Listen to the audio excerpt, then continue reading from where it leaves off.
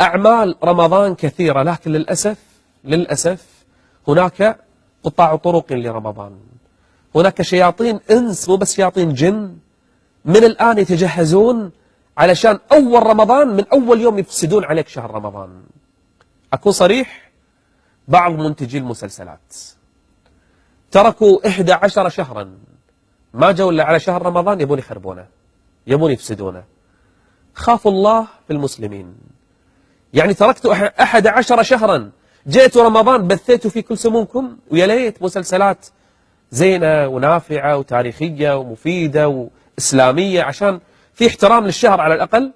لا، ما يأتون إلا بأقذر المسلسلات ويبثونها في رمضان.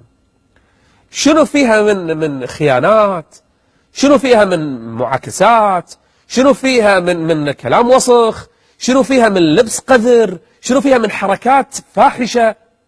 هذا اللي يعرفون شهر رمضان، هذا المنتج اللي سوى المسلسل. ترى للأسف أغلبهم تلقاهم مو مسلمين أو ما يعرف عن الإسلام. وبعض هذيل أنا يعني سمعت عن 24 ساعة أصلا هو سكران، ما يدري عن رمضان ولا غير رمضان، هو أصلا مستأنف في شيء اسمه رمضان. وبعض الممثلين مهمة للفلوس، يا أخي اتق الله. وبعض الممثلات يعني بملابس فاضحة وبكلام قذر، اتق الله، هذا رمضان. يعني تحاربون رب العالمين حتى في رمضان. وين يا باغي الشر أقصر؟ يعني ينادي المنادي في رمضان يا باغي الشر أقصر، يعني اتق الله في رمضان.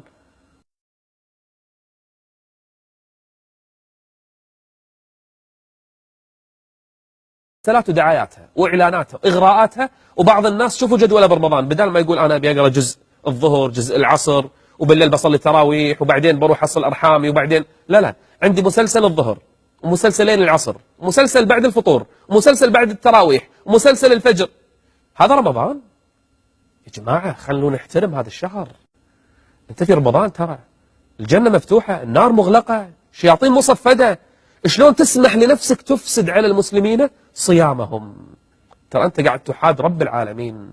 أنا رب أسرة أقدر أتحكم، أنا لا تقولون والله عيالنا راح يزعلون إذا ما خليناهم يطلعون المسلسلات.